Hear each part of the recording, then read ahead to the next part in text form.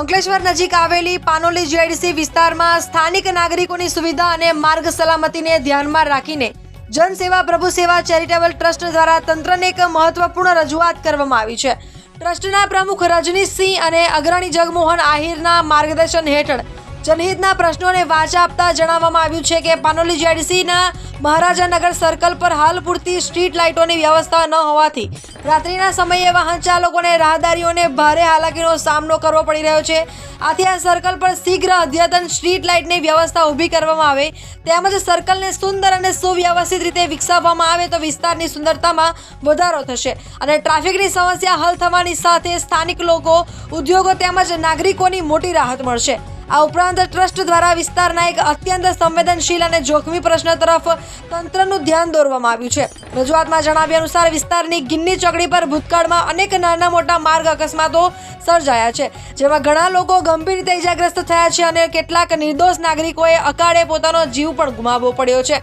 આ વિસ્તારમાં સતત વધી રહેલા અકસ્માતોના ગંભીર સિલસિલાને રોકવા માટે ગિન્ની ચોકડી પર તાત્કાલિક ધોરણે સ્પીડ બ્રેકરનું નિર્માણ કરવા અનિવાર્ય બન્યું છે। જો અહીં વહેલી તકે સ્પીડ બ્રેકર બનાવવામાં આવે તો વાહનોની ગતિ પર નિયંત્રણ લાવી શકાશે, જેની અકસ્માતોની સંખ્યામાં નોંધપાત્ર ઘટાડો થશે અને અસંખ્ય લોકોના કિંમતી જીવન સુરક્ષિત કરી શકાશે। જનસેવા પ્રભુ સેવા ચેરિટેબલ ટ્રસ્ટ દ્વારા સત્તાધીશોને નમ્ર અપીલ કરવામાં આવી છે કે રસ્તાની સુરક્ષા અને લોકહિતના બંને અત્યંત આવશ્યક મુદ્દાઓને પ્રાથમિકતા આપીને તેના પર સહાનુભૂતિપૂર્વક વિચારણા કરવામાં આવે। સ્થાનિક રજૂઆત કરતાઓએ આશા વ્યક્ત કરી છે કે તંત્ર દ્વારા જનહિતના કાર્યો વહેલી તકે પૂર્ણ કરી નાગરિકોની સુરક્ષા સુનિશ્ચિત કરવામાં આવશે। આજ રોજ અમારા પાનોલી જીઆઈડીસી વિસ્તારમાં જે સમસ્યા હતી એના માટે અમે આજ રોજ નોટિફાઈડ એરિયા તેમજ એસોસિએશન પ્રમુખને એક લેટર આપવામાં આવ્યું છે અમારી સંસ્થા દ્વારા અને લેટરમાં ઉલ્લેખ કરવામાં આવ્યું છે કે જે અમારી પાનોલી જીઆઈડીસીમાં જે અમારું મહારાજાનગર છે જે અમારા સંગાલી ગામની વચ્ચે આવેલું છે અને મહારાજાનગર સર્કલ પાસે એક સર્કલનું નિર્માણ કરવામાં આવે તેમજ એક સ્ટ્રીટ લાઇટનું નિર્માણ કરવામાં આવે તાકી જે અંધારું પણ થઈ રહ્યું છે ન થાય અને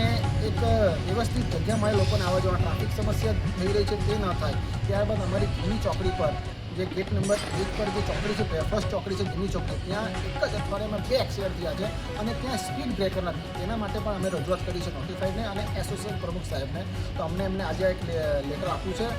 લેખિતમાં અને આવનારા દિવસોમાં એ જે સમસ્યાઓ છે એ તાત્કાલિક એનું નિરાકરણમાં આવે તેવી અમે અમારી માંગ કરી છે અને અમને વિશ્વાસ છે કે આ જે પણ સમસ્યા છે એ તાત્કાલિક એસોસિએશન અને નોટિફાઈડ દ્વારા દૂર કરવામાં આવશે। ધન્યવાદ।